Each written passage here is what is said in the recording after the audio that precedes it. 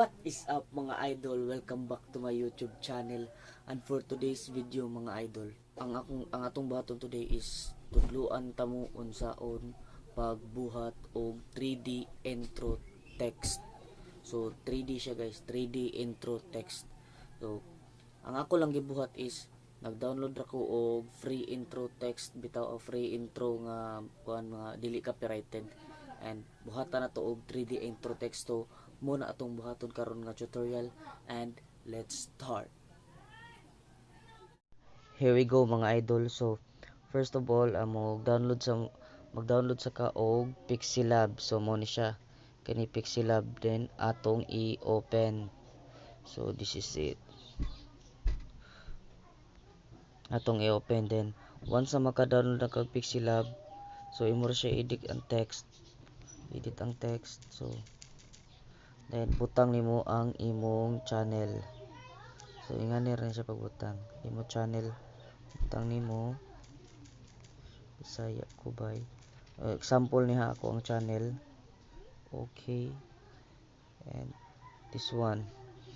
Then kasunod ana mga idol, mo adto ka sa font. Siyempre pilian gyud nimo og font para kapika din. Akong ganahan man nga font mga idol is kaning kuan, asa to, kining Capture It unsay pangalan ani, kani mo ni siya Bisaya Kubay.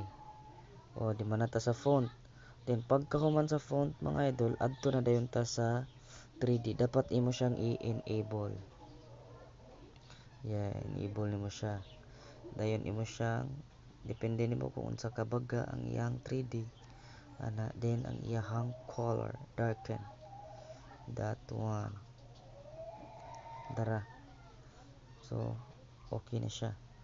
Then pagkahuman adto ka sa transparent, imo siya i-transparent that one. Ching! Muna siya mga idol ang atong 3D nga text. Then ato siyang i-save. Dapat naka PNG siya, PNG tapos default, then save to gallery. Alright, then pagkahuman na to mga idol, pagkahuman mo kani Pixelab, pagkahuman mo sa Pixelab kana, adto na ka sa KineMaster galargo. Human KineMaster play 16:9 media. So ang akong gibuhat is nag-download ko og free intro nga kuan sa YouTube. So magkuha ka og free intro sa YouTube kanang dili copyrighted, then imong i-download like ingani mo ni siya. Kung gi-download mo ni siya,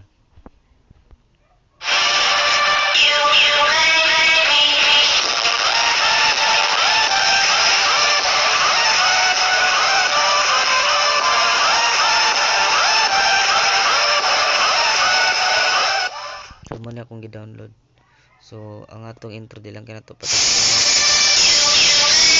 So mga diri lang sa siguro. So atong ikat. Then ato na tong i-insert ang atong gibuhat nga 3D.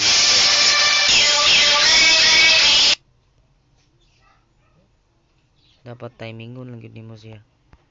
Then media, then text, then dara kini i-insert nimo mga idol kana. Then in animation dapat naka-pop siya, pop, check. Dayon ang iyang naka-float siya kana, floating dili siya fountain, floating that one. So mo na ni siya.